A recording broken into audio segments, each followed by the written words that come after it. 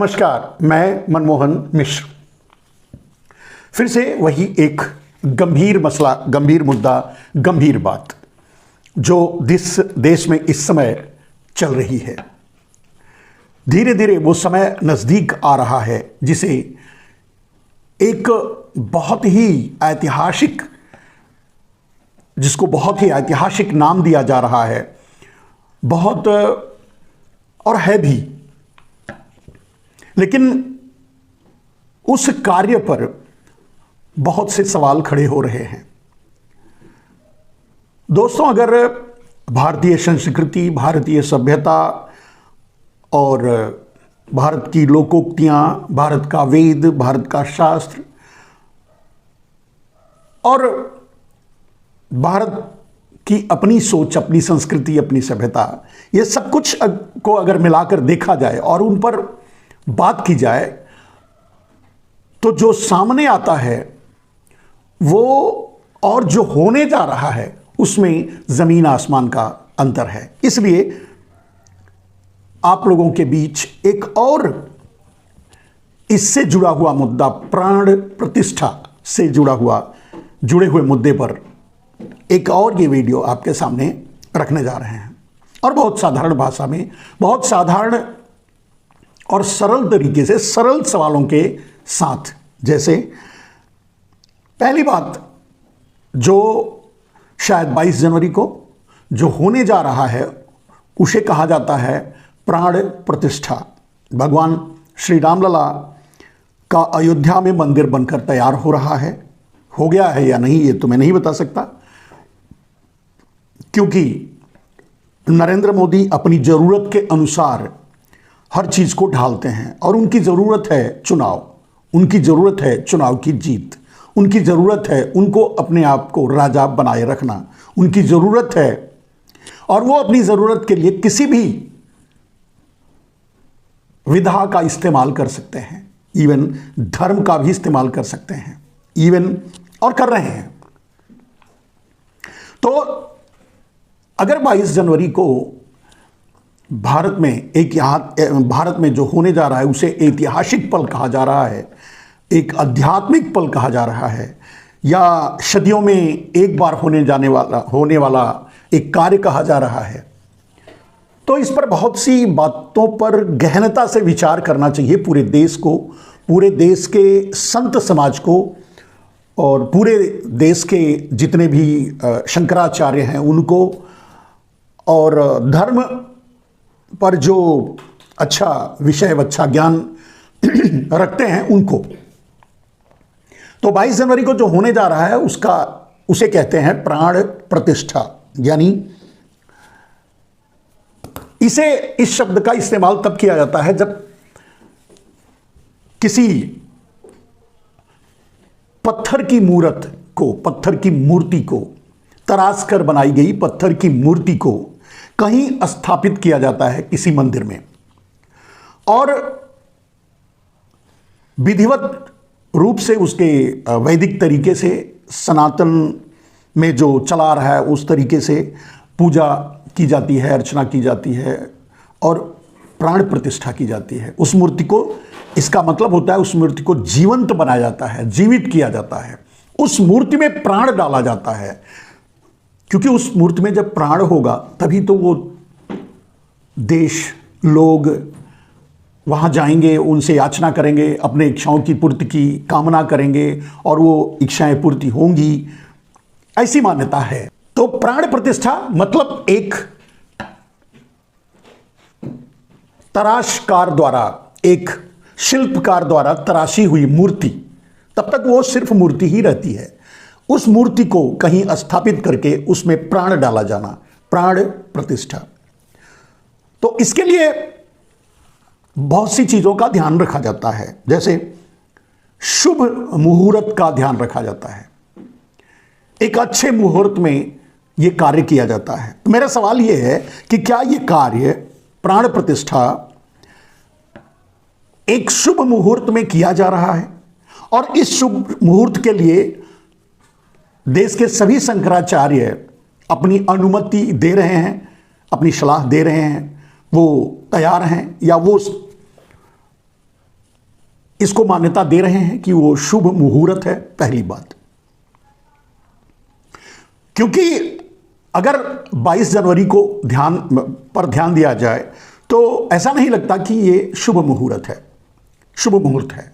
दूसरी चीज कि इस प्राण प्रतिष्ठा का आयोजन जिस तरह से एक सरकारी इवेंट में बदला जा रहा है, एक राजनीतिक पार्टी उसे इवेंट में बदल रही है, तो सीधी सी बात है कि इस प्राण प्रतिष्ठा का इस्तेमाल एक राजनीतिक जीत के लिए, एक राजनीतिक हवा बनाने के लिए, एक राजनीतिक लाभ उठाने के लिए किया जाने वाला है। तो अशुभ तो सबसे बड़ा यही हो गया। धर्म का इस्तेमाल राजनीति में धर्म होना चाहिए, यह तो सही है। धर्म से राजनीति होनी चाहिए, यह भी सही है। लेकिन धर्म का इस्तेमाल राजनीति में हो, यह तो बिल्कुल गलत है। और सबसे बड़ी बात कि आस्था का कत्ल नहीं होना चाहिए। लोगों की जो आस्था होती है ईश्वर के प्रति, मंदिर के प्रति, उसका कत्ल नहीं होना चाहिए। और मैं समझता हूं कि इस 22 जनवरी को ऐसा ही होने जा रहा है। क्यों? मतलब इसके बहुत से सवाल हैं। सवाल तो पहली बात मुहूर्त का हुआ। दूसरी बात कि इसका राजनीतिक इस्तेमाल करने के लिए इस आयोजन किया जा रहा है, प्राण प्रतिष्ठा की जा रही है। प्राण प्रतिष्ठा करने के लिए यह समय नहीं चुना गया है, यह समय चुना गया है राजनीतिक, ईश्वर के राजनीतिक इस्तेमाल के लिए।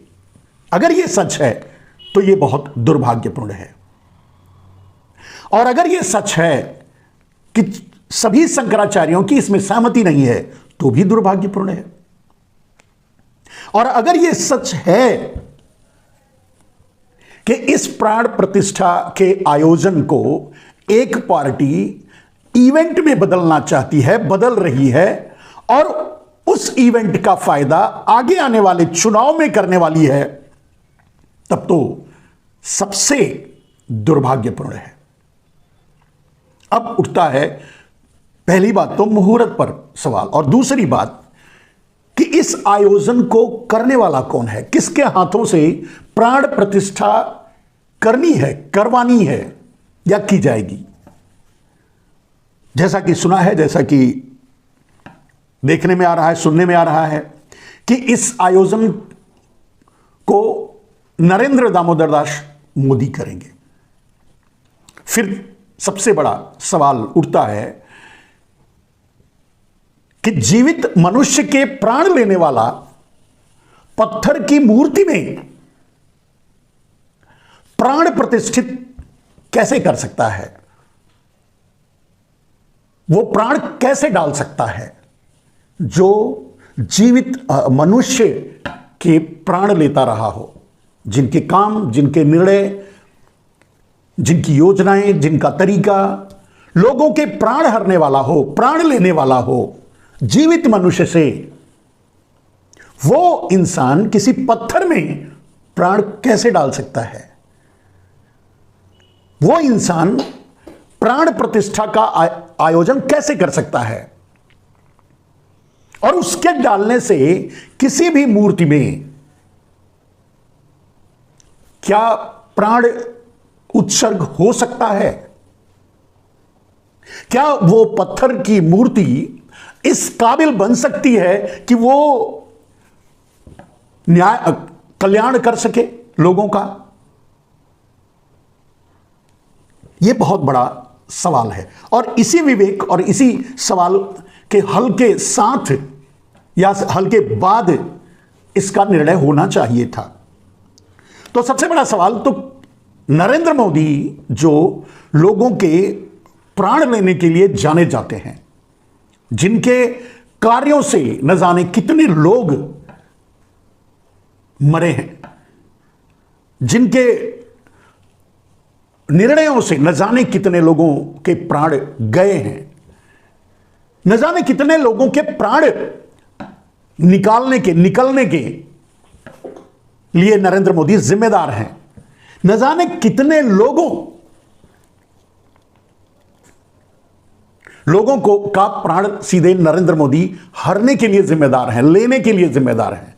फिर वो कैसे एक साधारण सी तरासी हुई मूर्ति में प्राण प्रतिष्ठित कर सकते हैं, प्राण डाल सकते हैं, और वो मूर्ति इस देश का कल्याण कर पाएगी।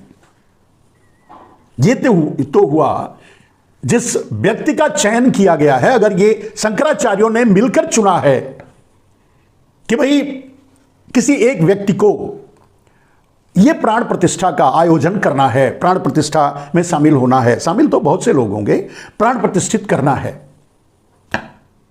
तो क्या ये धर्माचार्यों ने चुना है नरेंद्र मोदी को?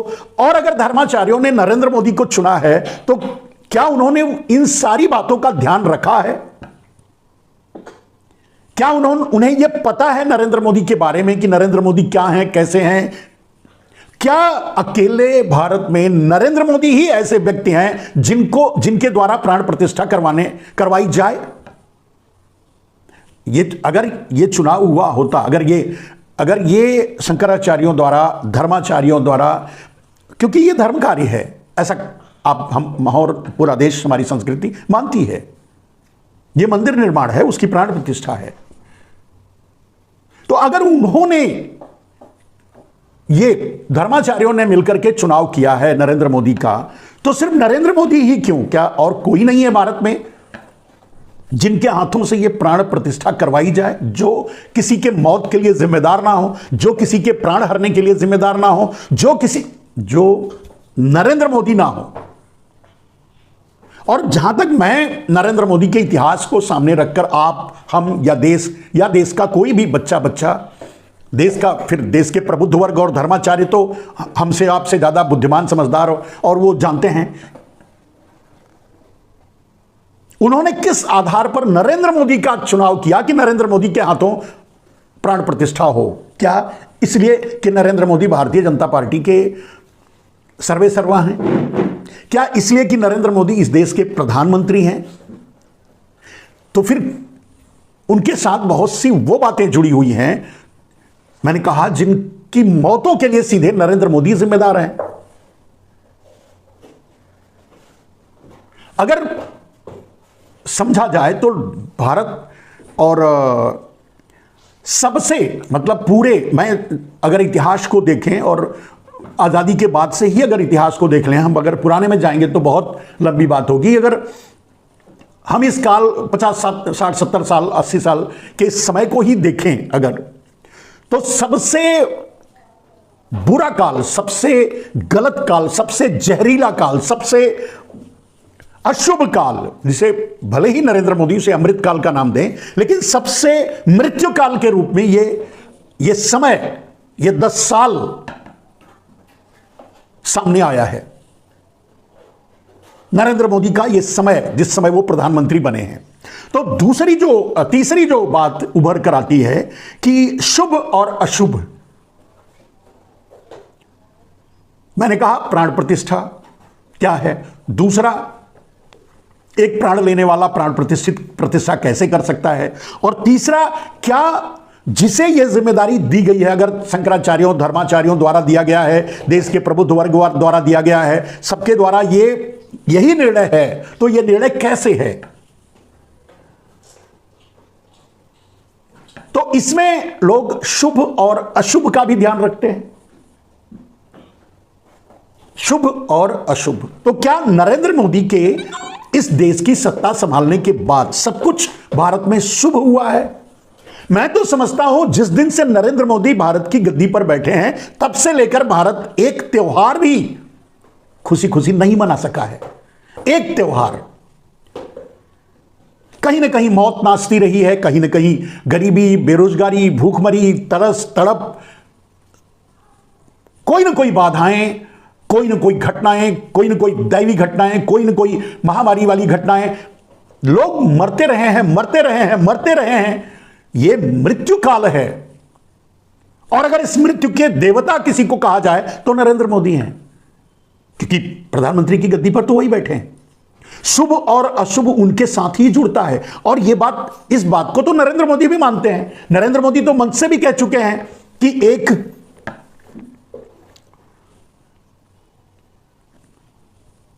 भाग्य वाले, किस्मत वाले को आप क्यों नहीं वोट दोगे जिसके कारण 2-4 रुपए का पेट्रोल कम हो जाता है।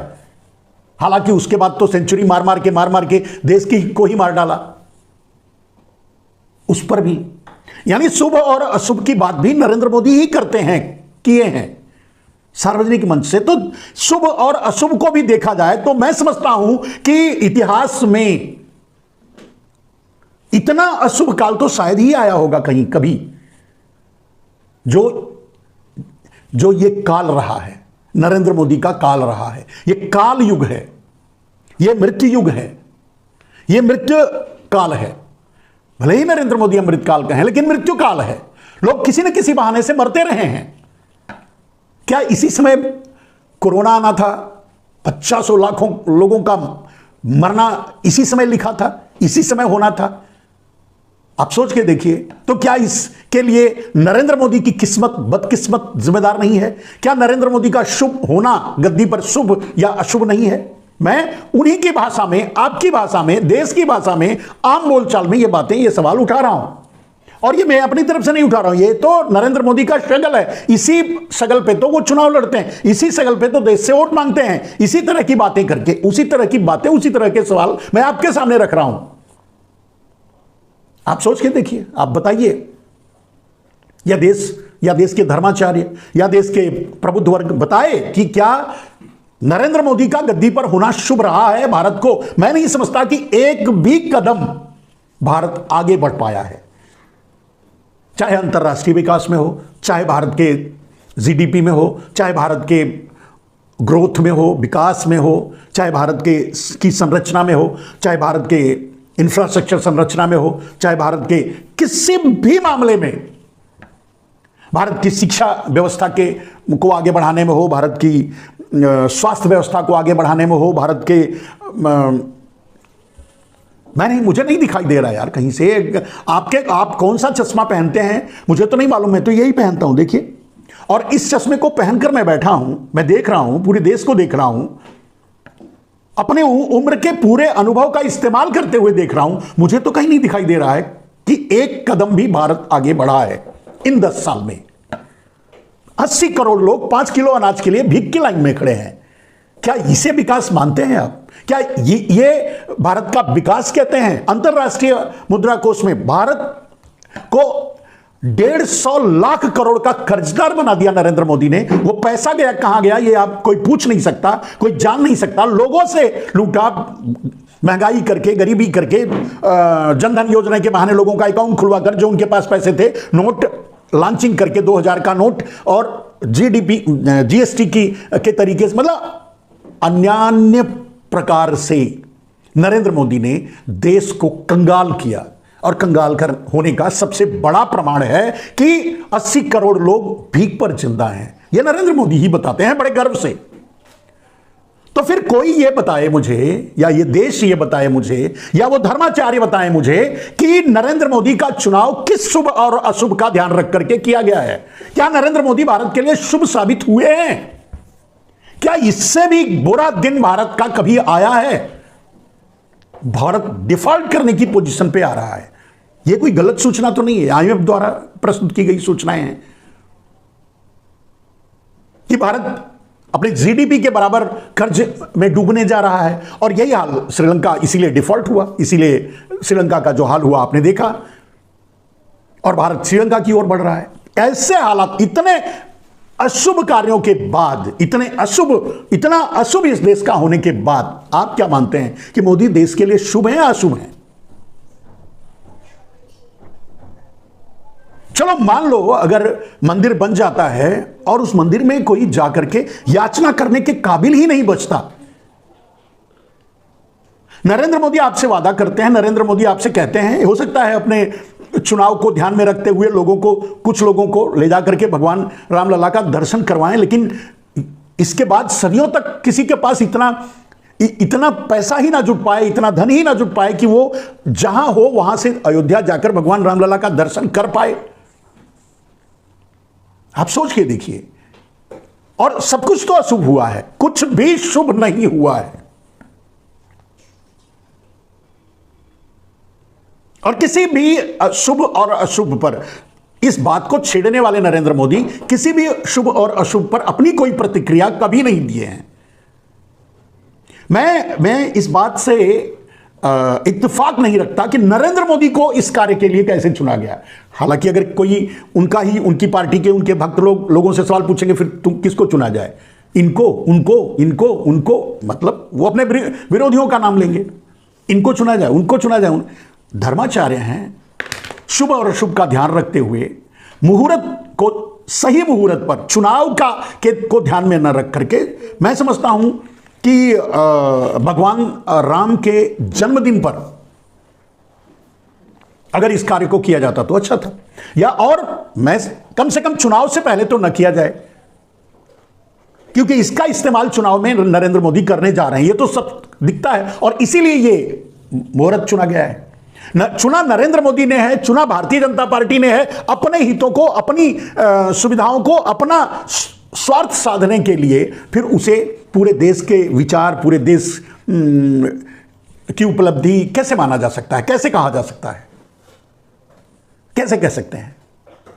तो पहली बात तो प्राण प्रतिष्ठा, दूसरी बात तो एक इतना मतलब इस तरह का आदमी को इस कार्य के लिए चुना जाना और करना, वो खुद ही अपने आप को चुना है। लोग तो डर बस सब कुछ मानने के लिए तैयार हैं। मैं नहीं समझ सकता कि किसी शंकराचार्य में इतना भी दम है कि वो बाहर निकलकर बोले कि गलत हो रहा है।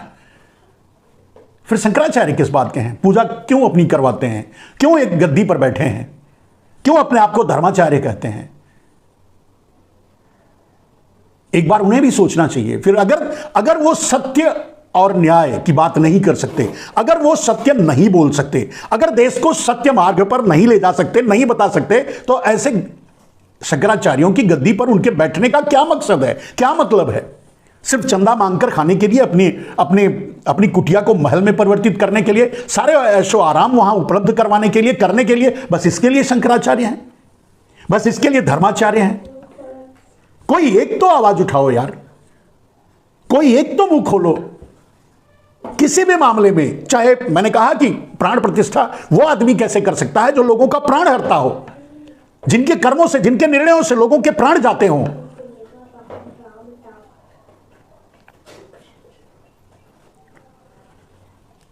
मुझे नहीं लगता कि नरेंद्र मोदी किसी भी मामले में इस योग्य हैं कि उन्हें प्राण प्रतिष्ठा की जिम्मेदारी दी जाए। एक दूसरी चीज, क्योंकि राम मंदिर उनके पैसे से बन रहा है और राम मंदिर उनके निर्णय और उनकी ताकत से बन रहा है, यह तो सही है। राम मंदिर बनने के लिए जिम्मेदार अदालत है, राम मंदिर आम आदमी के पैसों से बन रहा है, तो धर्माचार्यों को इस पर विचार करना चाहिए।